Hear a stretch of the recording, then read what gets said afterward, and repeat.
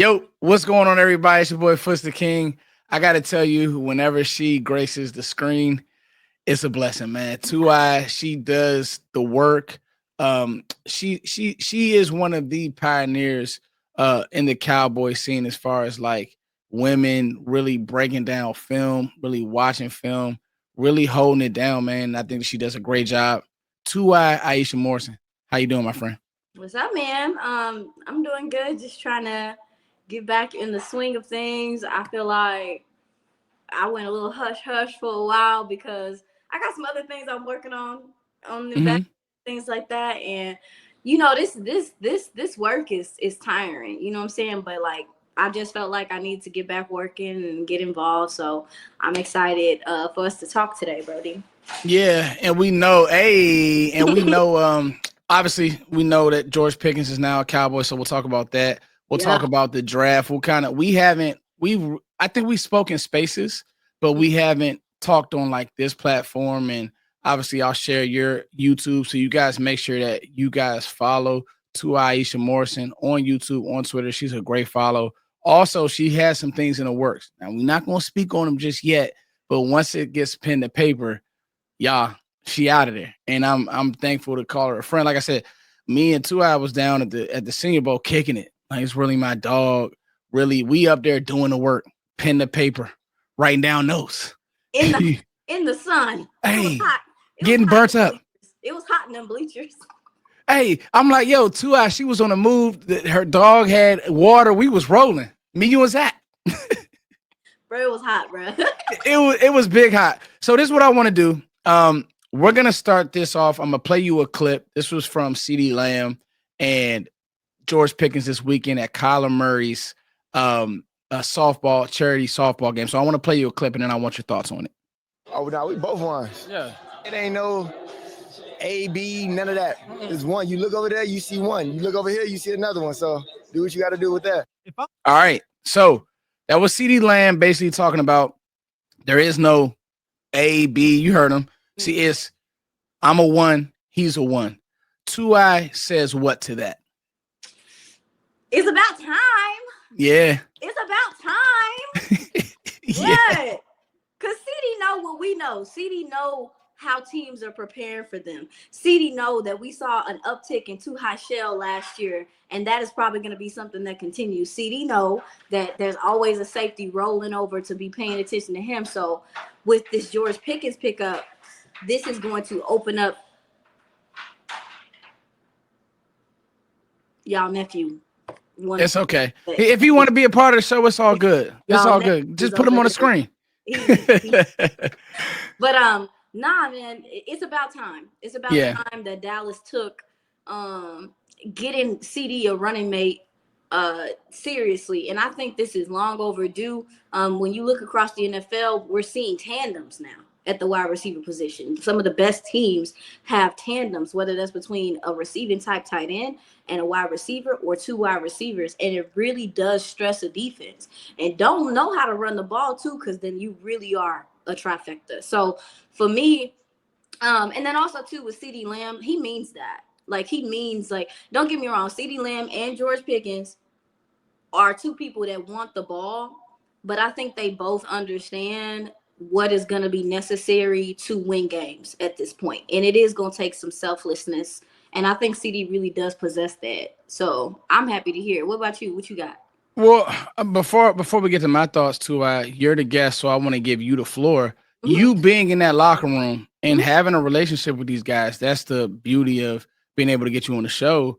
Like, does CeeDee mean it? Because you have that insight as far as like knowing the players and like them knowing you, and you do a great job of knowing the psychology. I'll say this, something that you have said, now everybody's talking about it, but you were one of the first people to say it. I won't say the situation, but I remember you telling me about a player's maybe mental. And so I think that's a niche that you bring. Do you think CeeDee really means it? Because I do, but you know the player. Yeah. So really cool. So I don't think that I'm going to be in the locker room moving forward for several different reasons. It's no huge deal, but they're condensing, and this is across the league. They're condensing the amount of people in the locker room. I respect it. I understand it, given, this is something that the players want to feel protected, given some of the stuff that's happened in the league throughout, even in different situations. So, but I was grateful for my time in the locker room. And one thing that me and CeeDee had is every week I would come up to him and I would be like, you see that nickel corner don't like to do no hand fighting at the line. He'd be like, you be on your stuff. You be what? Like, so every week I would come to him and be like, hey man, that dude can't run with you. And he'd be like, I know. Like that was our relationship when I was with him. And he would tell me things on film or how he recognized things. So it goes back to my original point, is that CeeDee is someone that is in his study. CeeDee is someone that picks up tendencies. And he also understands how easy it was for people to game plan against him. So I think, although he is still, and I want to say this, him and Pickens are going to want the ball. They're both going to want the ball. Do not be surprised at some point in time during this season that there is some discrepancies about the ball. Now, I do think that Clayton Adams does a good job with distributing across the offense. But I will say, yeah, like they're both going to want the ball. But I think CeeDee just sees the bigger picture. I think he sees the bigger picture here. And that's why he was saying this is a 1-1, because he understands that's how defenses are going to look at it. And that's what he's saying to me. I think that's what he's saying. Spot on, too. I think that I wanted your opinion because I think, first of all, it matters to me. I think it matters to these listeners. But let's be real. Like, CeeDee's not dumb. CeeDee's not, and we do this thing in sports where it's like we overanalyze. This isn't one of those situations where we have to do that. Mm-hmm. Now, obviously, you speaking on the player because you have a relationship, that's dope. But like even in that, so many times I've heard throughout George Pickens being signed, well, how does it work? Well, how does George Pickens act when he's not getting the ball? Guys, do you realize what George Pickens is coming from? Do we realize like where he's coming from quarterback wise, scheme wise, help wise? He didn't have a number. I don't even think, Deontay Johnson, maybe, but like, did he have a real running mate? No, he did not. Did they have another real piece on that offense? No, they did not. The Steelers have been bottoms in metric wise in pretty much every offensive metric. And I got a few stats that I just wanted to let people know, like, yo, like when we say, and when people say he's dealt with literally some of the worst quarterback play, it's literally been some of the worst quarterback play. So I went this weekend and I watched every one of his explosive 15 yards. I did 15 yards or more, but 10 was really air quote an explosive play. But I watched all of his catches from 2023. Mm-hmm. And in 2023, 36.8% of the passes thrown to Pickens were inaccurate or off target. And so for comparison, the league average was 22% for number one receivers, AKA he was never getting accurate thrown balls his way. Like they just weren't happening. And then when you go to 2024 and you cut the tape on, he's open. Russ is throwing the ball late. He's throwing these rainbow balls, or it's low. Yeah, it's low, or he just doesn't give him a chance over the middle of the field like at all. And the one of the misnomers, and I want to show this play real quick. One of the misnomers for me, is he can't separate. Like that has been one of those things to me that I'm just like, that's just false. So again, I went through all his targets and his big plays, and these aren't like the 5-yard curls or quick games and stuff like that. These are his big plays. So this play right here, this is against Denzel Ward. So this is a better corner in the NFL. And I want you guys to just see the separation at the top right there. Boom, boom, press away. Like that's NFL separation. Not to mention watching that clip of him and CeeDee Lamb, you see his size, but this is actual separation on this like bang 8 end breaker type vibe, this route. And I'm just like, where are we getting these narratives that he can't separate? Well, I think that I want to interject unless you no, keep going. Well, I do think that we are getting to a place too with all the metrics and the measurements and all this stuff, that people hyper fixate on what separation is and not knowing what separation is. Talk about it too. It's not. First of all, this ain't college. First of all, you're not gonna see guys wide open in this type of game. Like, that's just not how that works. Now, it is up to the OC to scheme guys open in certain instances, but if it's mano, listen, more corners come into the league being able to play press man than zone for a reason. This is what this game is now. And so to me, I think that people are misconstruing separation and not looking at like resistance. Does it make, I mean, if that is even the right word to use, like, I can see it. If a guy has a step on a guy, he is separated. He's NFL open. He's NFL open.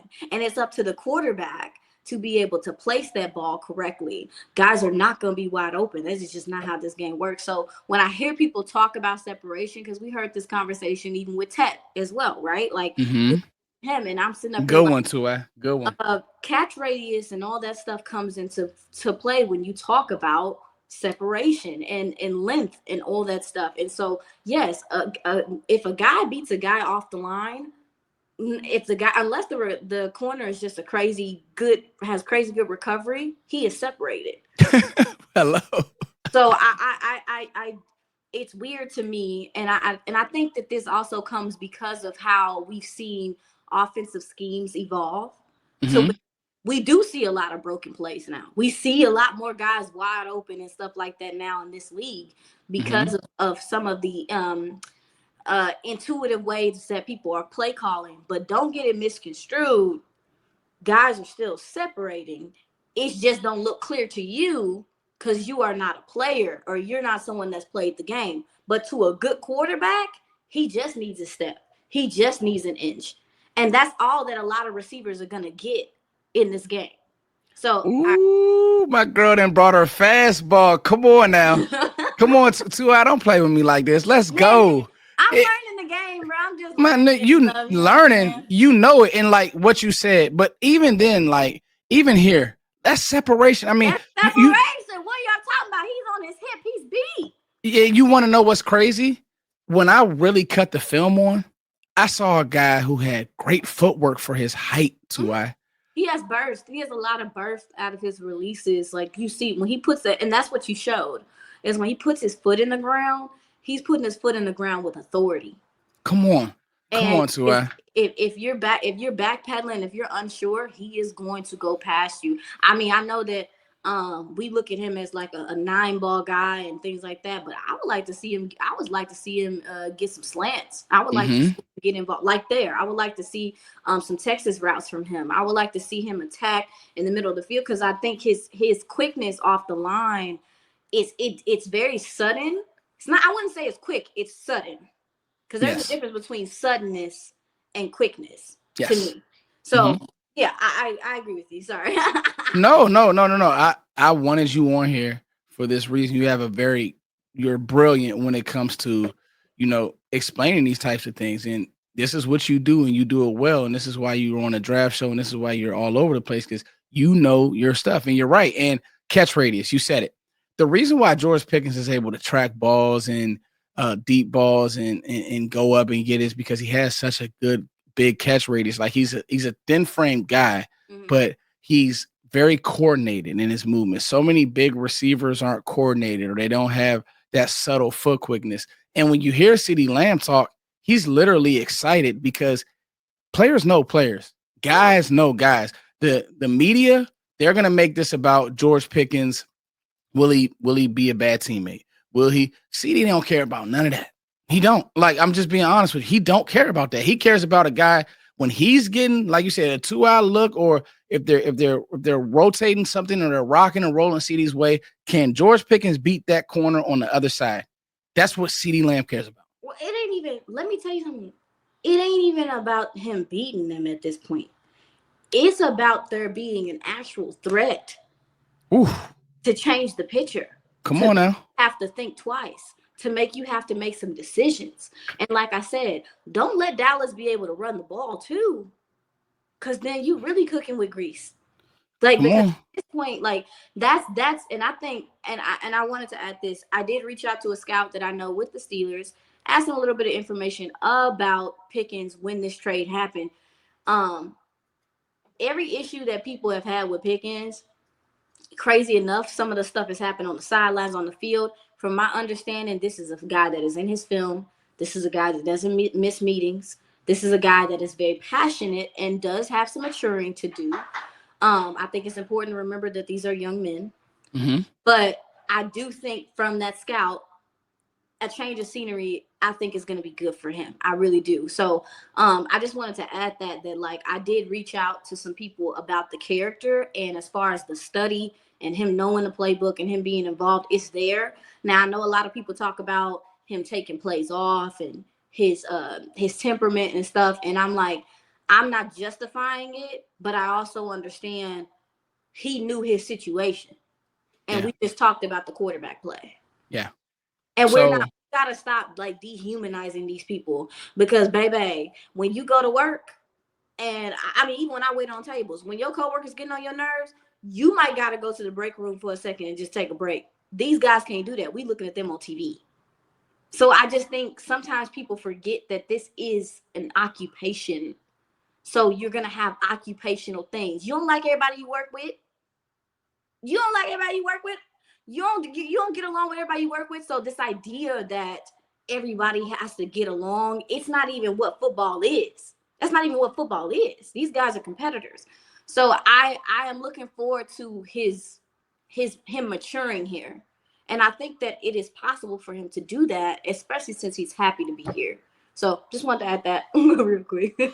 No, you see, I had to stop myself from jumping in. Shut up, because No, you good? yes, no, I'm not good. This is what I wanted to hear. That is a gem, that is a nugget, because when he first signed, I went on a rant about what I did. I went on the Cowboys Collective and I said, there are so many, and we can have these conversations on my platform because can't nobody tell me nothing. And the truth is, let me just say this. Let me stop myself.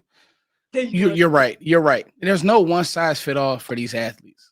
And I think that's where you do a great job of understanding the psychology of these athletes. And okay, let's talk about the infrastructure of the Steelers. They haven't been all good offensively probably since Antonio Brown was in his prime. Right. Matt Canada, the quarterback play, just the OCs that he's been around, the mindset of we just want to run the ball and sit on the ball. Like the whole thing is like you have a Cane Corso and you putting them in a cage and just keeping them caged. Like George Pickens is an easy 12. What I saw on film, easy with good quarterback play, easily 1,200-yard receiver, easily. But with bad quarterback play, bad schemes, no real offensive structure, no real offensive identity, this is what you get. And like you said, is a 23-year-old wrong for pouting or for no, you shouldn't pout, but he's not a finished product. And again, he's in a atmosphere, like you said,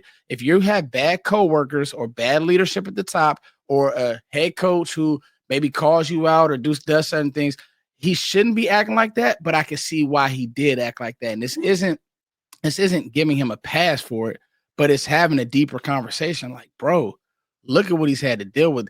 Quite frankly, since Georgia, because he didn't really have great quarterback play. Well, it's okay quarterback play, but you get my point. This is going to be the best quarterback that he's ever played with.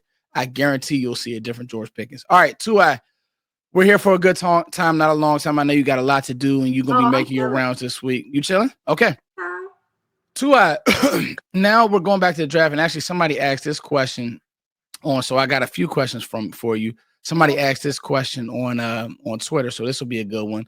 But I'm gonna actually we'll do this because we'll end with the question from Twitter. But let's ask this one right now. Okay. So me and you were texting and we're talking about during the draft.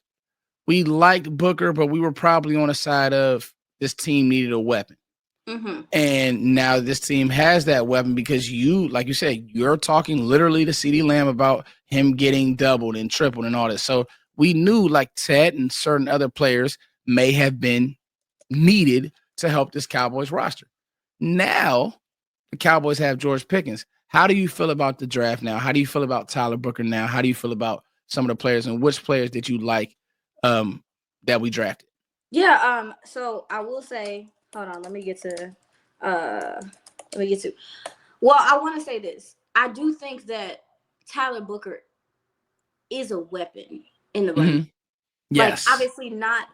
I do think he is going to prove to be a weapon just because of some of the things I think you can do with bringing him around the formation and things like that. I'm like, okay, well, and also too the temperament that he brings. Congo, no, come on, bring him in the screen. Come on. This no, live, I love it. He's in his kennel and he just doing a fuss. He just turned 10, so he getting a little grumpy. He think he runs on in here.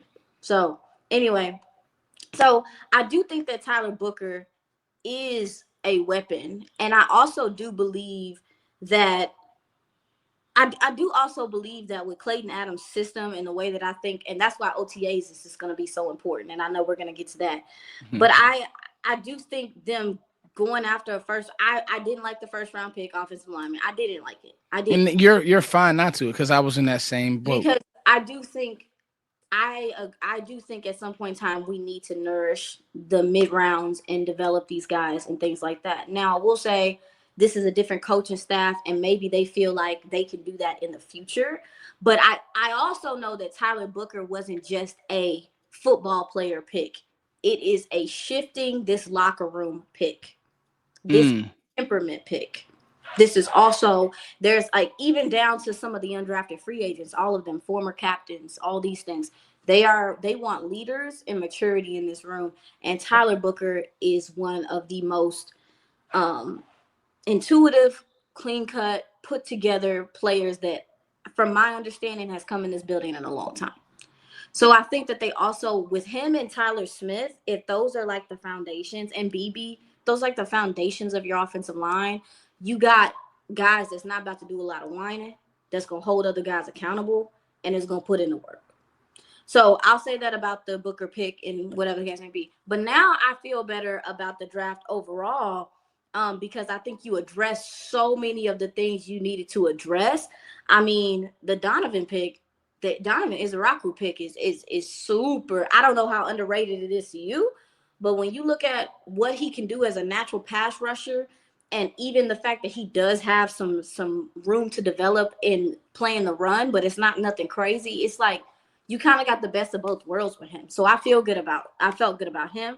Now, the Rebel pick, the cornerback from East Carolina, how did you feel about that pick? Because I think that was the one that really made me be like, if you can hit these three and then you got Pickkins out of it, oh, you did something in this draft. What my girl say, baby. When we drafted Chavon Revel, that was one of those ones.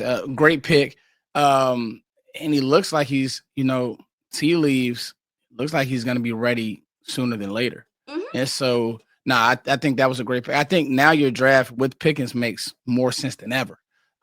Because it would have been malpractice to go in with just, and we want Jalen Tolbert to take a jump. We want Mingo to make sense, but it would have been malpractice. Now you have a for sure winner on the edge. Now you know that this guy, if nothing else, is going to be a serviceable guard year one, based on the tape, based on his temperament, how he plays. You know that Izaraku is in your rotation at the end. The one in the jackpot could 100% be Savon Rebel, because if he comes in and gives you quality reps early and you win the draft in that way, you cooking with grease. You know what I'm saying? I agree. And if from my understanding, his rehab is going well. Like you mentioned, they think he should be ready by camp. I wouldn't be surprised. I'm really curious of what this cornerback room is going to look like. I think they might give Elam a chance to show what he can do.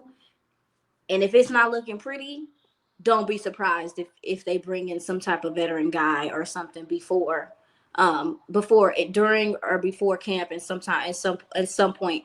But I do think getting him in here and edge is something that was like a sneaky need that I hadn't really thought. I had thought about it, but I think I hadn't put that much into it. But with getting Dante Fowler back, He's obviously more of a pass rusher. He's not going to do a whole bunch for you in the run, but this is a guy you can bring in on third downs that can win on his own. And obviously that's Eberflus's system. Getting also Diggy back in the interior, I think is a huge deal. I don't know, man. And then is it Jay Tua? Jay Tua. Tuau, I think he's going to be important too to what you want to do as far as being able to plug up the middle and have guys be decoys and do what they need to do. So I don't know. The Rebel pick surprised me. I know they're going to get a corner. I wasn't sure about him because of the injury, but I say this with respect, and I hope I don't lose my job. The Cowboys love playing Captain Save-A. Yeah. They love to fix if they can fix. If they think they can fix somebody, they going to call them Bob the Builder, and they going to do it. Yeah. So, but with Trayvon and us not knowing, I know I've been seeing him working. I know he's taking his rehab seriously. That's good to hear that he's improving. What does this cornerback room look like to you? Who's your starters? Who's your nickel? Because that I'm telling you, man, losing Jordan Lewis, bro, like that won't hurt. Because is it going to be Izzy? Is it going to be Bland and Rebel and Diggs on the outside? These are things that we don't know. And yes, I'll say it too. I didn't say this. Diggs is taking his rehab serious now, but there have been questions about Diggs, and so great. And I'm gonna tell you what else I'm having him taking his rehab serious. Seeing Savon Rebel get drafted, just being honest, like bringing in that competition. Dallas not playing with you, and they shouldn't be because they paid you. Do your job. Okay, Tua. Let's transition to OTAs, and then I got a question for you, and then I'll let you get out of here. On the depth chart, they have Israel Mukuamu as a nickel corner. Yeah, that's what I'm saying. I think he may get the first crack at it, and if it looks to be too much, which good for Izzy. Like let's see Izzy go out there and get a shot, because we saw him do some of that stuff. Dan, what year was that? The year that they went to San Fran and played, and he did a good job. So it was against the Bucks too, but I do think that depending on that shoulder, I thought that coming out, I thought Kalen Carson was better suited at the nickel to begin with.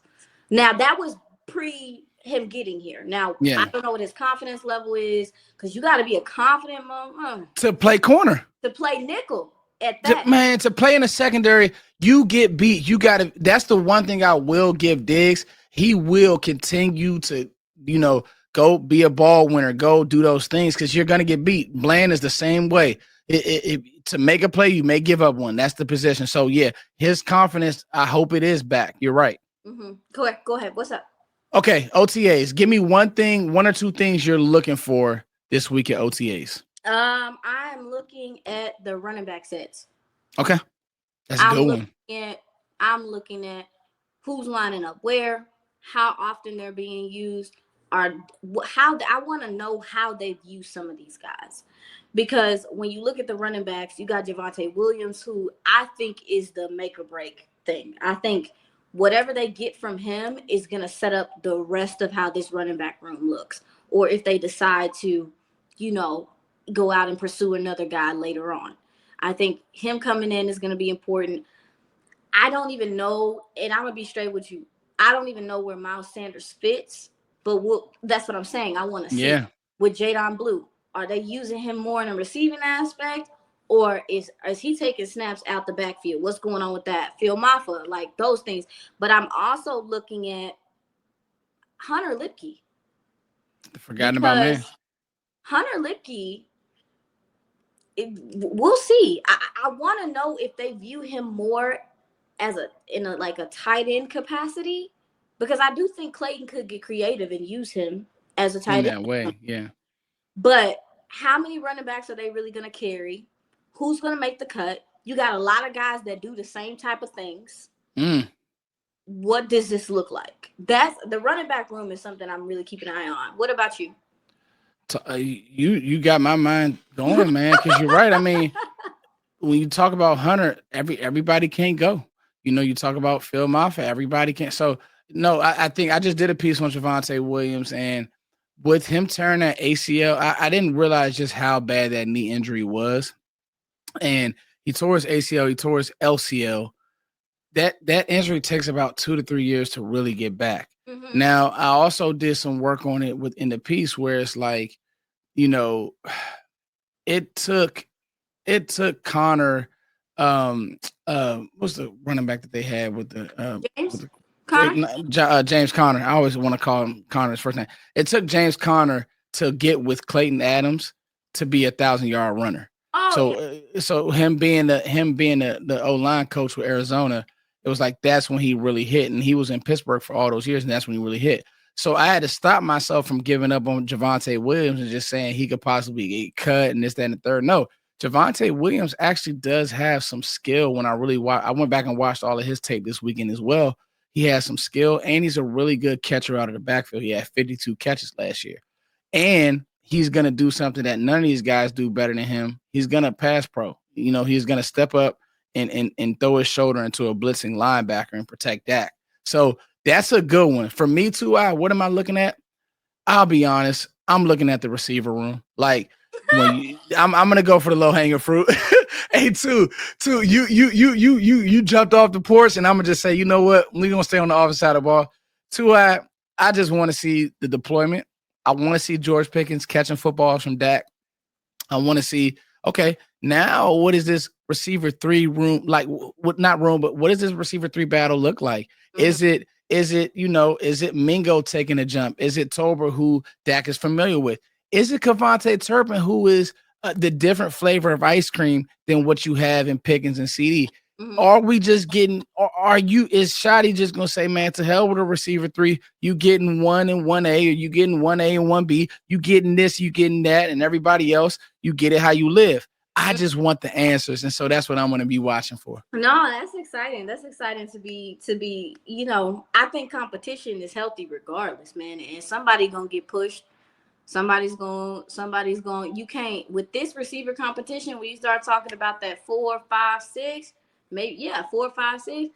You you can't say ouch or nothing during camp, man. Ooh. So this is an intricate time for these wide receivers. I will say, if I could say today what I think the wide receiver room's gonna look like, I think it's CeeDee Lamb, George Pickens, Jalen Tolbert, Mingo, Kevontae Turpin. And I would be okay with that. The one thing that I will say is 100%, like you just said, let's see who's sitting out of practices. Let's see who getting forgotten, because you get forgotten about in this room, now that you got 2 big dogs, you could be forgotten about for good. Well, yeah, because a lot of these gentlemen, now I will say getting I think it's, what's his last name? It's Junior Adams. Junior, I knew it was Adams. Okay, yeah, Junior Adams, getting Junior Adams. This is a gentleman that we have seen develop wide receivers. Yes. So these guys are going to be getting quality coaching, getting the information that they need, and so I am giving Mingo a chance, though. I'm giving him a chance to see what he looks like with better quarterback play, no different than Pickens, and also too with Jalen Tolbert. There should be a lot less pressure off of him. Mm-hmm. If Jalen Tolbert can be a solid 3, which I think he could be, fine. I'm fine with that. Because if you got a 3 that can boogie, you really doing something offensively to me. Yeah. So, because most teams only got 1 or 2. So I'm cool with that as well. Hey, listen, another room I'm looking at, linebacker. Because I don't know what's going on. Yes. Yeah, what's happening here? Yes. I mean, DeMarvion Overshown, he already told us he built different. He trying to be back before Thanksgiving. He said so we just gonna wait on him. But Maris Leofau, who I think is gonna be your Mike. Does he take a jump this year? Stay right there. Okay. Let's talk. You got him taking a jump. We got a question on Twitter. Who do you have taking a jump? Somebody specifically asked, who does she have two? Who does 2I have taking a jump? So you got Maris as 1.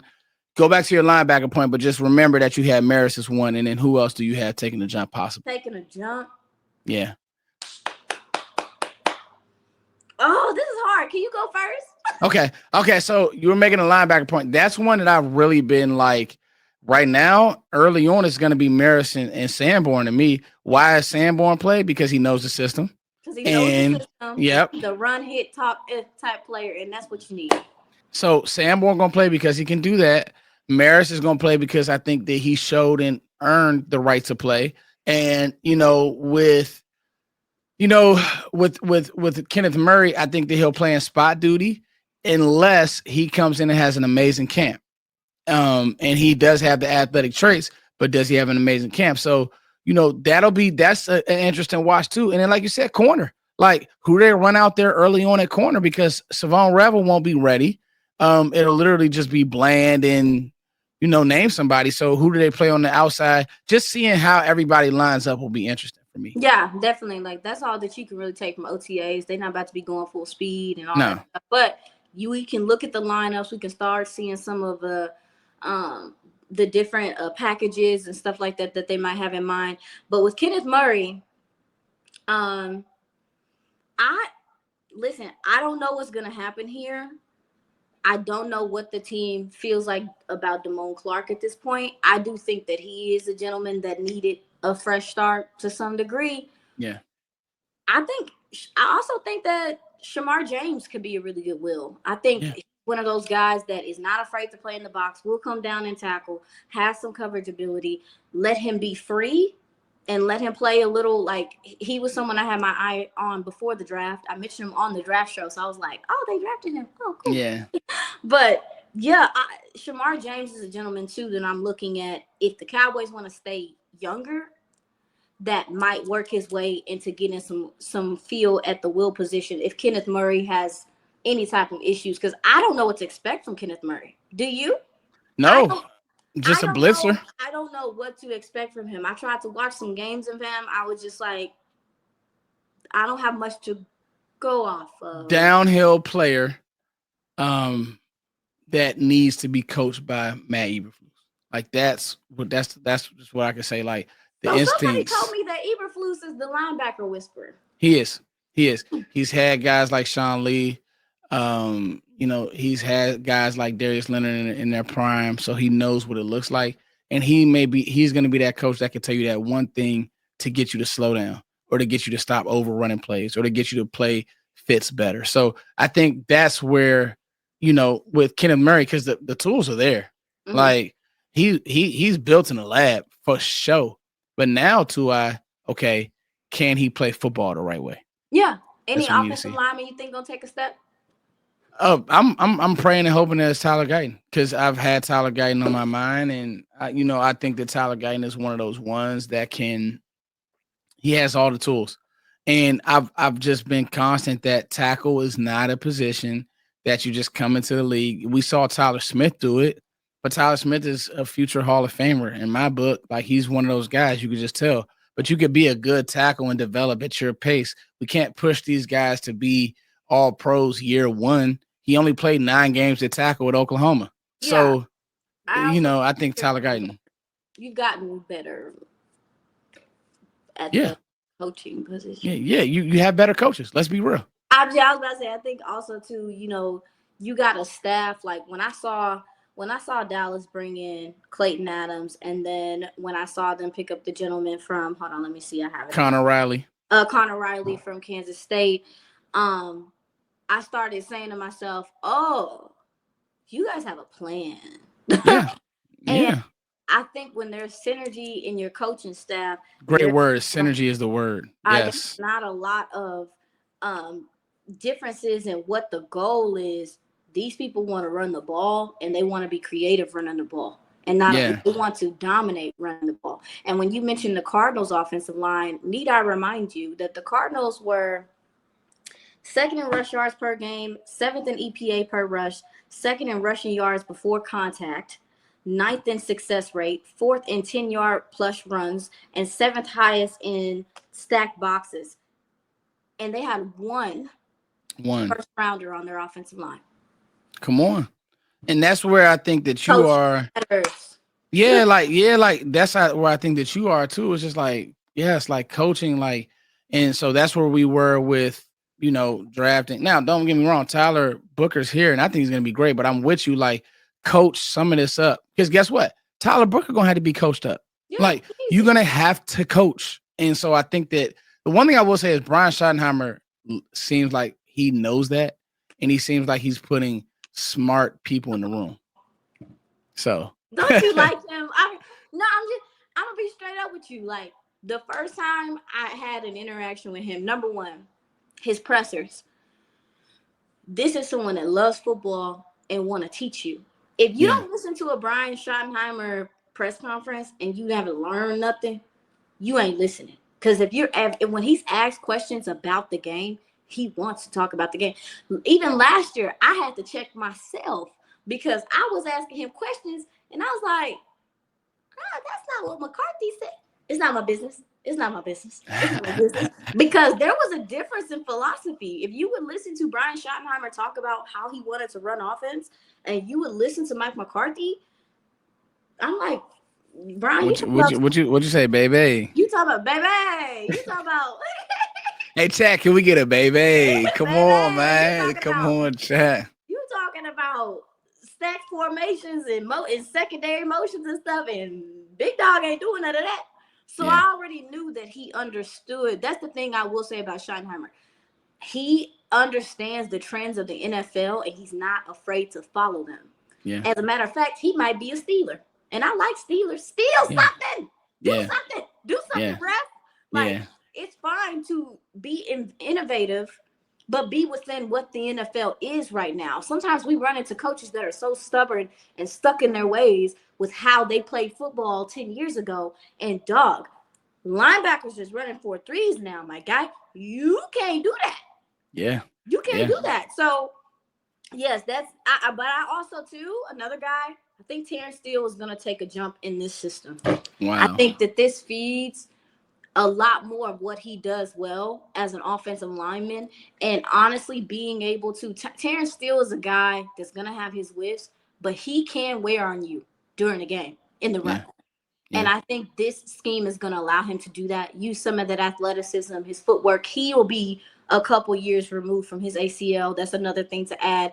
But also, too, he's the only person on this roster that has played every snap in the last 2 years.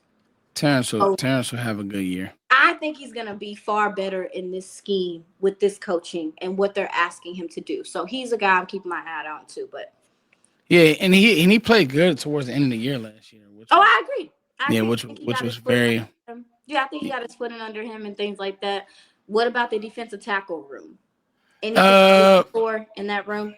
With OTAs, it'll be tough because they don't have pads on. They can't do nothing. But I will, what I'll be looking at to see how does Mozzie look physically. Yes. Like, does he look like he's holding his weight, which we haven't heard anything. So I'm thinking that he is. How does Jay Toya look physically?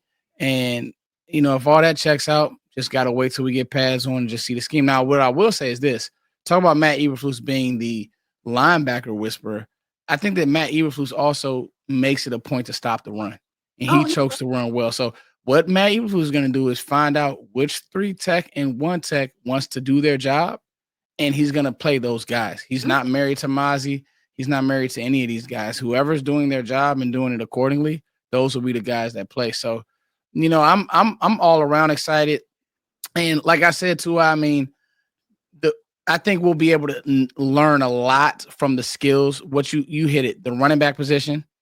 Yes. Mm-hmm. The receiver position, we'll be able to learn from that. How does Dak look? Is he throwing the ball well? All that type of stuff. If he does throw. Because that's what I was about to say. We talking about everybody else except for the man that has not played football in a while. And we need to see the quarterback. Yeah. We need to see how fluid he's moving. We need to see. I've seen him doing work. I've seen him, but I hope I get the opportunity to ask him about improving his flexibility, what changes he made, things like that. Because I'm not saying that we need him to be a runner anymore, but I still need him to be able to maneuver inside the pocket in the way improvise. You ain't got to take off, big dog. If that's not what you're doing no more, fine. But his ability to improvise within the pocket, climbing and all that, and climbing and stuff. Yeah. We need that. We need that, boss. So we need to see that. We gotta have it. Too. I mean, it ain't gonna work. You got these new shiny toys, Pickkins. You got all this other. I will say, anybody, all these different surgeons and all this stuff. Somebody tell me how to donate hamstrings. How can we? I'm serious. I'm not. You laughing? But at this point, I think that we've seen soft tissue injuries ruin whether that's college. Lord, you know what? If somebody could donate a hamstring to Steph Curry this last playoffs, you think Oh, they man.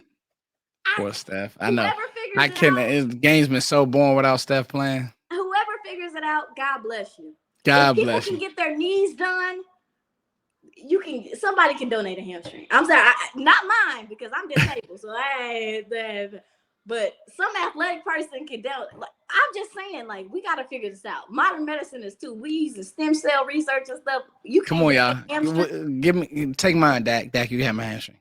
You take mine. Are you? I'm good. Hey, I run 3 miles a day. They better be 3 every other day. Hey, guys, listen, man. We got to 45 minutes, man, of great stuff with iisha Morrison. She's going to be making her rounds this week, and she is the GOAT. Like, if you guys aren't following her, if you aren't subscribed to her, you're really missing out. Like I said, this is truthfully my friend. She texts me. We talk about ball, talk about life. She'll hit me. Plus, what you seeing right here? Cool. We talk about the draft. Like, so many people fake do the work. She really does the work. She doesn't do the work later. Like she said, she hit on Shamar James. We've talked about players and guys and this, that, and the third. So, Tua, I can't thank you enough for coming on today. We're going to talk again. I want to talk again possibly before camp because I know that you'll be doing a lot and you got some things coming down the pipe. But is there anything that you want to add before we jump up out of here? No, I'm probably going to upload this to my channel. Hey. I'm probably going to be going live and stuff a little bit more this season and stuff like that. So I appreciate you guys. And yeah, we about to go on this break and then it's going to be football again, bro. It's about to be here before we know it. Hey, and we going up when football comes. So as always, guys, thank you guys for liking, sharing, and subscribing. We are on the road to 40K. We are almost here, and I want all 40 of you guys, all 40K of you guys to go subscribe to